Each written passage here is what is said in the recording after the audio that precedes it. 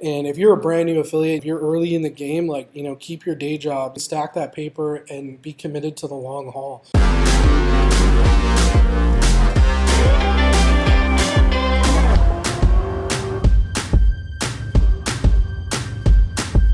So number one is get ready, set aside some money, and know that you're going to lose it testing to get your journey started in affiliate marketing. In the early days, I had a hard time. I didn't have a lot of money. I was driving cab and I was trying to get affiliate market popping. Every time I kept seeing losses, it was really stressing me out. But once you hit a win and you start seeing that money flow in, then you're kind of like, okay, I get it. This works. It takes almost like a gambler's mindset to get good at affiliate marketing, because you need to be able to go into those losses and understand mentally that you're going to get yourself out of that. Every time you see a loss, your brain is trying to check you, saying, hey, step out, step out. You're hitting your risk tolerance. Once you start getting some wins under your belt and you trust the process, the money will come. So have a risk tolerance, set aside money, and get mentally prepared that you will lose some money in the learning phase. Just as much as you spend to learn, it will all come back just as soon as you hit a winning campaign. Number two, pick a source and pick an offer type and stick to that until you can hit profitability. If you push a certain type of offer, there's little nuances that you need to know about the psychology of who's going into that offer,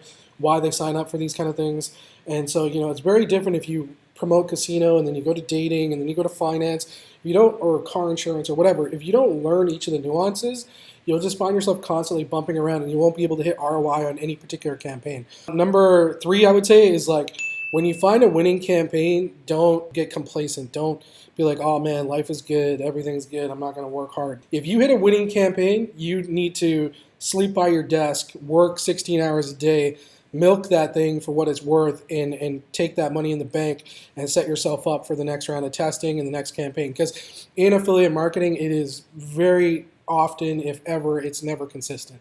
So, when you have a whale on your hand or a winning campaign, you need to live, breathe, and die by that campaign and milk it for what it's worth.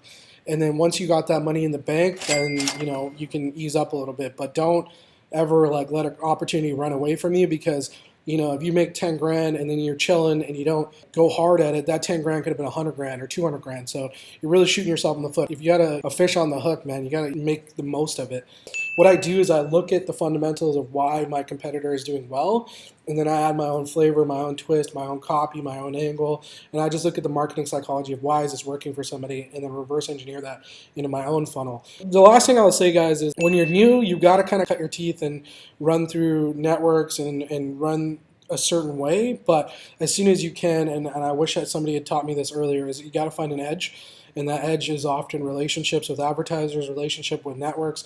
But also the second part of that is finding an edge by being creative and unique and not just trying to rip everybody. You're going to have a tough time getting profitable and scalable when all you're doing is just copycatting everybody else. What you'll learn as you get into the affiliate game is the more and more traffic you run, you always need an edge. The mistakes I made in the early days was just thinking that I could copycat somebody's campaign and make a bunch of money.